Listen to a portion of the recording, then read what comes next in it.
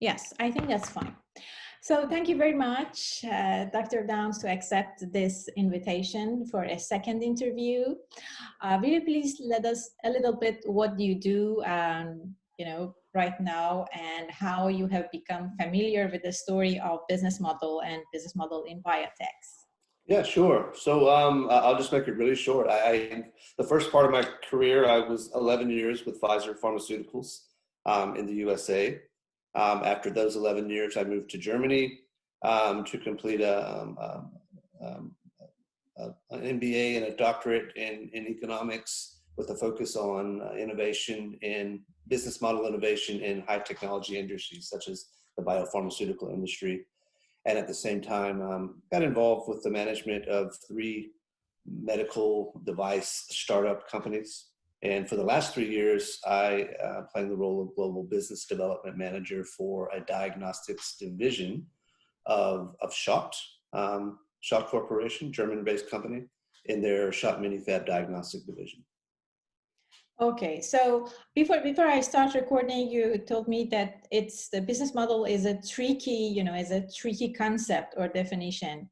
What can you tell us about the definition of a business model and business models for biotech companies? Yeah, well, I think the business model, like biotech itself, the concept of the business model is a relatively new concept, at least from an academic perspective, used in the literature. Really, you start seeing it for the first time in any measurable amount in the 1980s, and a lot of it had to do with the development of biotechnologies themselves, and how a company that wanted to come to the market with the new technology could make money with that technology. Because you have to remember, these very first companies were actually, millions were being invested in them, and they had no revenue and probably no trajectory to reach revenue until sometime 7 to 10 years later, which was a relatively novel concept that was happening in the business environment. So in an effort to kind of describe how the commercialization trajectory would develop, the word business model came up. And some people may perceive that as the video plays in their head, maybe a revenue model. Others is how do we get to market with that? So it's a very diverse concept that still in itself is working its way toward a standard definition. And so I think when we talk about it, maybe in this interview, I'll have to I may have to clarify or be very clear about how I mean it, so that people understand what I mean. So these are as you mentioned, the components of a business model are they are clear. So but when I try to interview those who are working in vaccine, COVID vaccine, mostly COVID vaccine company, they are reluctant. They say, so it's so confidential, we cannot tell you anything about it. Why do you think that they're so reluctant? There is no secrecy. So I think that most of it, these are public information, that you can find public information about it, about their supply chain, about their collaborator, about their pricing models, revenue stream. Most of them are public, aren't they? Well, it depends. Some things may be public. If a company is pre-revenue stream, and if it's not a publicly traded company, it's privately owned, or certainly if it's in one of its series of venture capital stages, typically everything's very closed and confidential, and primarily that's driven by their need to protect themselves against competition, until at such point they can get to a market and have what they would call an exit. And so, although there are certainly altruistic reasons for developing vaccines, there's also a profit motive involved in that. And so I would think that their reticence to speak with anyone about what they're doing behind the scenes has a lot to do with their want to protect their ability to eventually be successful commercially. Okay. And that. Okay. Thank you very much. Does that answer your question, or? Yeah, that's my question. There are different answers for this question. Yeah. For sure. So in your view, what are the components of a successful business model for a new biotech company who wants to invest or enter into vaccine production for COVID, let's say for COVID, because there is a I mean, at the end of the day, it's one of those things where you want to start with the end in mind. So first, is there a need in the market for the product or the vaccine in this case that you're developing? And is that need sufficiently big enough to overcome the long-term, the years of investment and development that you'd have to do and the cost associated with that? And then once you get there, is that product that you develop not just unique, but is it sustainably unique, that it can be protected for a period of time to earn enough revenue to go back and cover the costs? Often the proxy for whether that is that a yes or no answer is whether you can achieve investment, either through initially grant funding from a government agency, but eventually you're going to need more serious money, which is going to have to come from venture capital investment, especially in a life science venture where those sums are enormous, and the skills, the people that you have to hire have such high skill levels that they're expensive, and you have to employ them. And there's a lot of unknowns when you're not developing a pair of glasses. You're dealing with biology, and there's a lot of what they call unknown unknowns that will develop in the course of biology. Mm-hmm. Mm-hmm. And so, the first is identifying what the need is, and is there a market for it? And then, do you have the ability to pull in, the right resources? Do you have the right team members and the right motivations, and access to expertise that you will need to follow that trajectory over the course of, if it's a vaccine, on average 7 to 10 years, in a normal world, to get that to market? I would say those are probably two of the bigger issues. Okay. Now, I think that after the first wave of the production of the COVID vaccine, I think there is a second generation of the vaccines that are preparing, they're not still reached to the market, but they will enter into the market. And probably their activity is less risky in comparison to the first generation of the vaccines who arrived in a very short period of time to the market. So probably nowadays, the other biotech companies who are working on vaccine project for COVID, they are more confident because there is an increasing demand for them. And it seems that this will continue, that few people should be vaccinated once or twice a year to be protected against COVID. And we do not know, what will happen next. So there is an increasing demand for them, and probably we can be sure that their activity might be considered as sustainable, because you mentioned sustainability. So another issue that's important for them is how to attract investment. What do you think about the investment in these companies? Do you think that how much risk is in investing? Imagine that some industrials, private sector or public sector want to invest in COVID vaccine companies, So how much is this risky for the investor? Yeah, I think the risk is extremely high, among the highest that you can have for any industry. But I think it falls into being able to answer the question of what is the future of this disease going to look like in terms of vaccine usage. I guess the most interesting article that I've seen recently was an article that came out recently in The Atlantic. And I think the name of the title was something like, what if COVID never goes away? Mm-hmm. And the hypotheses of the story was such that the trajectory of COVID may follow that which we see with the common cold, which is a virus. And because we never really reached herd immunity, and because of the disparities between the vaccinations that are happening in the USA or Western Europe versus what's happening in developing nations, and then mutations, it's rich fertile ground for mutations to continuously happen. So although we may get herd immunity in one country, because vaccines aren't being as prevalently used in other areas due to lack of resources, these mutations will continue. Those mutations will find their way back into the first world countries, and the process starts all over. So that's kind of what we see with the common cold, right? It's always going to be there. It's something we just have to get through. But eventually, or maybe with influenza, it's just going to be something that we use to reduce the risk of death and the severe hospitalization, but accept the fact that it's never going to go away.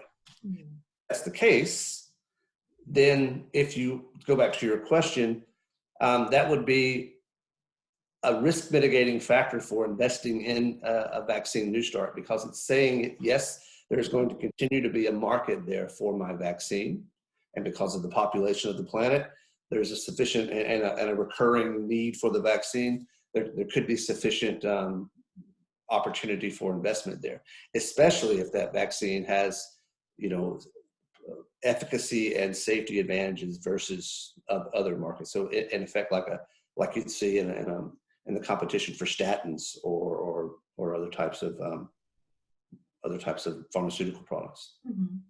Well, in your view, what types of policies, or strategies can convince or can encourage other industries, like, let's say, automobile? Like, imagine that if Tesla wants to invest in COVID vaccine or treatment, exactly the same as Bill Gates, so probably something like, or Amazon. Why Amazon, Google, they do not? I don't know. And as far as I know, they haven't yet. I don't know either. Yeah, or Facebook, how they can be encouraged, to invest more in biotechnology for COVID vaccine and other diseases. They this can be the beginning of a new culture of investments. Yeah, that's a really broad, difficult question. There's always value in investing in basic research and translational research for common global health. And companies, Bill Gates Foundation is a model for something like that. And I think there's value inherently just within the altruism of any company wanting to do that, but it's also commercial as well, and that it strengthens their brand and that they're a global citizen. And so that's just something that I think they have to be encouraged. If they can be encouraged from their consumers, from society, from the leadership of those respective companies themselves. And it certainly doesn't hurt to have any kind of policy that promotes non-dilutive financing to these new start companies to get them started, and also help them get to a point where they become an interesting portfolio for a venture capital company to invest in. Yeah, there are lots of things, I think, and also I think these are public policies that can help them, to encourage them, to invest more in healthcare industry in general, and also in biotech, especially in biotech. And also I think that, people might become more educated and they become aware and sensitive to this subject. So I think, if they encourage, so there is, because we talk about, we are living patient-centric time, let's say, or almost it is patient-centric. So patients' ideas or potential patient ideas can also have an impact, in my view, in attracting more investment, because, I think that the revenue generated by the vaccine sales for COVID, it is wonderful. I think, they all become very rich, and they can reinvest this money for future researchers and future production. So I think it was a very successful experience for the COVID vaccine, companies that's why I think, that the number of the other companies that are, created every day, it shows that they try to follow the same route. If they succeed or not, we do not know yet. I think it all depends on the strategy and how they might be guided or helped or accompanied, to do something with their great ideas. Yeah. I agree. Yeah. Yeah. So as far as I know, in biotechnology, there are companies who are based on products, those that they are based on technology platforms, or a combination of both. Do you think that there is other kinds of business models or biotech companies who can enter into the market, and do something around the COVID vaccine? Yeah. So in the case of business model, the way I will interpret it here is, what's the path by which I can develop a vaccine and exit with that vaccine, and assuming that profit motive is an important driver of this path. What are the different models that I can do that, right? And there are different ways that can be done. I mean, it could be that the expertise of a team of scientists is an mRNA type vaccine where they create the molecule to be effective against virus.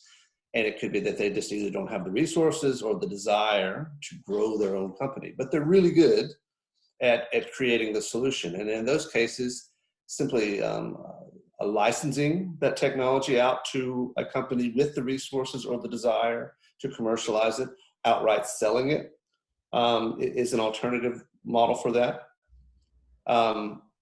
Collaborating with a large company that can help leverage the resources that you have to do that. So what's the company in Germany with the Pfizer vaccine? I want to say BioNTech. BioNTech, that's right. BioNTech, great example there, right? So they needed the huge resources that Pfizer could bring to bear, not just in the clinical trial costs associated with that, but also the global distribution network that Pfizer has. And just the most simple way of doing it yourself. That's probably the most difficult way to do it, in that the resources required to bring any kind of biologic to market is immense, and it takes a long time, typically. So those are three areas, and then there's all kinds of little clever variations on those. But at the end of the day, it's how do I get this novel invention to market, and that costs money, and somehow it has to be funded, and then it has to be sustainably sold into the market. And the only way that's going to happen is if there's a sustainable advantage versus what already exists. Okay, so that's great. And one of the greatest problems I think that happened in Europe, it was the lack of enough, factories to produce our own vaccines here in Europe, because of the globalization, and that, they have sent everything to China, India, in Asia. So it was a great problem here. And do you think that this new wave of the biotech companies who wants to produce vaccines in Europe, they will help to reindustrialize the companies here in Europe? Do you think that they? Yeah, I think it could be. I think one of the challenges that Europe has is relative to the U.S. is the lower proportion of access to venture capital money. It's a lot of non-dilutive grant money, and the governments there, especially countries like France and Germany, are very, very good at driving this early research. But at some point, the limitations of the way these grants are built for, these companies are going to hit a wall. They're going to need, somebody. They're going to need, more funding, and so they have to look somewhere for that funding. So any policy that Europe could do to encourage a healthy venture capital market would help that conundrum, because at the end of the day, it costs money to develop these vaccines, put them through three phases of clinical trials, and then also distribute them across the world. Okay, you mentioned to healthy venture capital. What can be called a healthy venture capital? Well, just an abundance of different competing venture capital firms in an ecosystem to whom one can go pitch their ideas or have access to. Mm-hmm. Mm-hmm. Mm-hmm. And that's what I would mean by that. And it's certainly strong in Europe. But we're talking relative terms, right? And then there's a lot of innovative people out there all looking for this money. And so you need a really big pool of available money to fund these things. And that's particularly the case in very high risk, high capital intensive ventures like biopharmaceuticals, including vaccines. Yeah, sure. There are lots of things to be said about that, how to reinvest into these types of factories. That's a big discussion. Yes. And I would like to ask you a last question. It's about the increasing number of the vaccine players, COVID vaccine players, that they are entering into the market. Do you think that we can hopefully say they all have a future, a bright future in this market? Yeah, that's the $1 million question. I want to say yeah, and I say yes because I use the diagnostics industry as sort of a proxy for that, right? Because you see so many companies entering this market with their molecular tests, with their antigen tests, with immunoassay tests, and it appears as though the supply is just going to completely outstrip demand, especially if you accept the proposition that the incidence of the disease will go down. Then you have all these companies with these products. But this brings us back to the point, this reference to the Atlantic article. If you accept the proposition that this virus is here to stay and there will be a need for continued vaccinations, then it's not so crazy to think about all these companies being able to sustain themselves out there. I think the same is true for vaccines. I think the difference, though, is that when you're talking vaccines, now you're in a different regulatory environment, and the capital needed to build a vaccine is enormous. I mean, I think I've seen data where, on average, it takes a company 7 to 10 years and $1 billion to get. That's the economic cost of getting a pharmaceutical drug to market. Vaccines aren't probably unsimilar, and so. I think they are sustainable if they can find the right partner. But it's going to be a rare company that's able to do this by themselves. They just won't be able to find the money. They're going to have to find a Pfizer or an AstraZeneca to help partner with them to get that to the market. For production, yes, etc. Yeah. Thank you very much for your insight and your time. I just got the recording